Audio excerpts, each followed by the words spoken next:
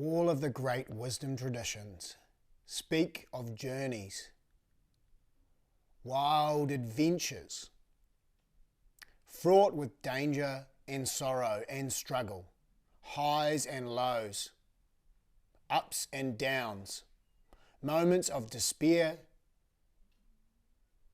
and exaltation. You will find these in every old story that has ever persisted, in all of the books that speak of humanity's struggle to perfect itself, to learn, to grow, and to mature as a species.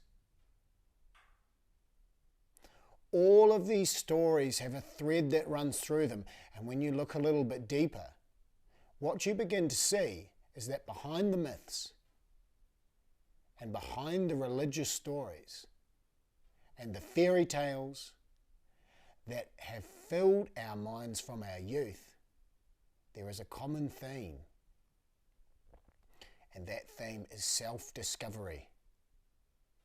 Really, the journey is not about what is going on in the world around the weary traveller, around the solo pilgrim, around the adventurer. The external challenges that they face are not what is actually the overall arching theme. The theme is what happens inside. What does this person discover about themselves? How do they transform? How do they grow? Where do they confront their weaknesses? Where do they develop their strengths? And what challenges must they overcome on the journey in order to understand who they are at the deepest possible level, overcome their limitations, and become a true hero in their own lives? Start looking for it. You'll see it everywhere, in all the stories. If you haven't been reading any of the myths or the classics, it might be time to go back to them. Most of the stuff that's produced these days is pure crap. If you want something really good to read, something that nourishes your soul, you're going to have to look for a book that's been in print for a while. Think about this. If something's been in print for 50 years, there's a reason why. 100 years, there's a reason why.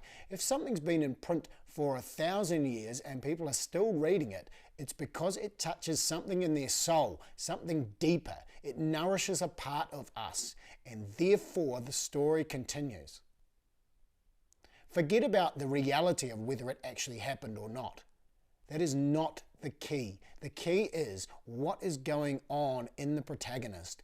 Why are they going through this journey, and how do they transform in the process? It's a spiritual process of self-awareness and personal growth, taking someone from the immature to the mature, from a lack of understanding to understanding, and from spiritual void to spiritual depth and fullness. This is the journey for all of us who are willing to undertake it and to look life in the eye and admit that we have so much to learn.